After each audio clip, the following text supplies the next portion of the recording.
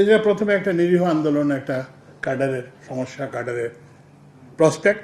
তো পরে এটা কিন্তু সরকার বিরোধী আন্দোলনে পরিণত হয়েছে। আমরা দেখছি যে এইটাতে অর্থনৈতিক ক্ষতি করা এটার একটা উদ্দেশ্য হয়ে পড়েছে এবং রাজস্ব আদায় বাধাগ্রস্ত করা এটা ইয়ে হয়েছে। আপনারা এইটা দেখছি, যুগান্তরের রিপোর্টেও এটা কিছুটা দেখছেন যে ওখানে বলা হয়েছে যে একটা হোয়াটসঅ্যাপ গ্রুপের কথা বলা হয়েছে এবং তারা ওখানে এই আন্দোলনের নামে সরকার বিরোধী একটা অবস্থান সেখানে তৈরি হয়েছে। তো যাই হোক, তো এখন এবং এর ফলে যেটা হয়েছে সেটা হচ্ছে এরপর তো মানে এবং সরকার কিন্তু অপরিসীম ধৈর্যের পরিচয় দিয়েছে। বিশেষ করে আমার শিক্ষক ডক্টর সালাউদ্দিন আহমেদ আমাদের ব্যবসায়ীরা বলছে যে আপনারা এটা এতদিন ইয়ে করতে দিলেন কেন, এতদিন এটা কন্টিনিউ করতে দিলেন না কেন, এটা 15 দিনের মাথায় কেন থামালেন না, কিংবা 2 সপ্তাহ 3 সপ্তাহের মধ্যে এটা কেন থামালেন না। এটা হচ্ছে কি, আমরা একটা ওই যে গণতন্ত্রের একটা চর্চা করতে চাই। আমরা মানুষের প্রতি কঠোর না হয়ে নিপীড়নমূলক না হয়ে কিভাবে করা যায় সেই জন্য উনি করছেন এবং উনি বারবার আলোচনা করছেন, বারবার বলছেন যে করতে, কিন্তু সেটাতে কাজ হয় না। তো এখন আমরা কি সামনের পথটা কি?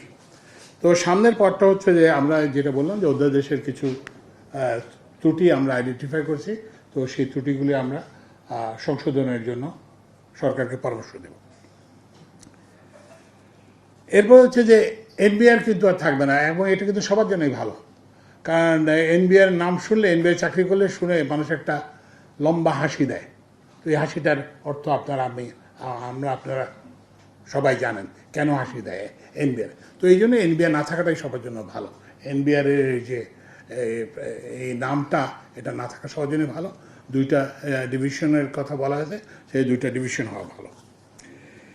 এরপরে যেটা যারা এই কাডারের যে দাবি যে শুধুমাত্র 2টি কাডারের সদস্য নিয়ে রাজস্ব নীতি ও রাজস্ব বিভাগ গঠিত হবে, আমরা কমিটি থেকে মনে করি যে এটাও গ্রহণযোগ্য না।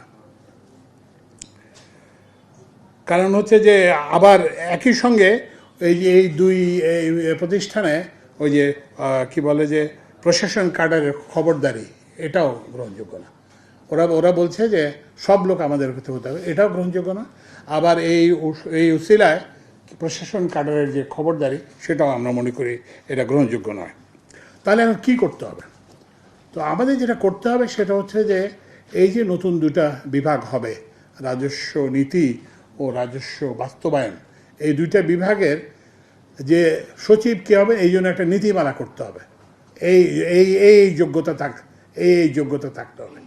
কারণ ওই কাজটা তো চালাতে হবে, ওই ডিভিশন তো রাজস্ব কার্যক্রম তো চালাতে হবে। সেই জন্য একটা নীতিমালা করতে হবে।